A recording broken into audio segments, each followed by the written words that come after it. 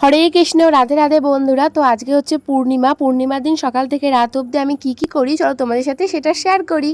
রোজকার দিনের মতন আজকেও গোপালের মুখ দেখে আমার দিনটা শুরু হলো, তার ব্যতিক্রম কিছু হলো না। তারপর আমি এখানে সাবুর দানা ভিজিয়ে রাখছি, কারণ আজকে করব সাবুর পকোড়া। তারপরে আমি চান টান করে চলে এসেছি এবং চান করে আসার পর আমি আজকে তিলক কাটবো, কারণ আজকে যেহেতু ব্রত করেছি তাই আজকে তিলক পরে নেব। তিলক পরা আমার হয়ে গেছে, আর তিলক পরে আমাকে কেমন লাগছে অবশ্যই কিন্তু তোমরা কমেন্টে জানিও। পরে আমি এখানে জপের মালা নিয়ে বসে পড়েছি জপ করার জন্য। আর জপটা আমি রোজই করি, জপ করার পরে আমি প্রতিদিন খাবার খাই। আর মা এবারে পূর্ণিমা এই মাসে আমাদের বাড়ি হয়নি, তাই পাশের বাড়িতে পুজো দিয়েছিল, সেখান থেকে একটা প্রসাদ পেয়ে আমি উপোসটাকে ভঙ্গ করলাম।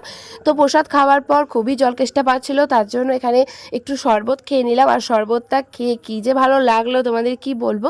তারপর যে সাবুদানাটা ভিজিয়ে রেখেছিলাম সেটারই পকোড়া বানিয়ে নিলাম। তো এখানে সাবুর পকোড়া, তার সাথে করেছিলাম তেল পনির। তো তেল পনির, ডালিয়া এবং পকোড়া দিয়ে ভগবানের নাম নিয়ে খাবারটা খেয়ে নিলাম। খাওয়া দাওয়া করার পর টানা একটা ঘুম দিয়েছিলাম দুপুরবেলা।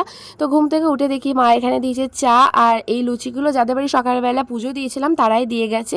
তো খাওয়া দাওয়া করার পর খুব একটা ভালো লাগছিল না, তাই ছাদে এলাম। আর ছাদে এসে দেখি পূর্ণিমার চাঁদটা কত সুন্দর লাগছে দেখো।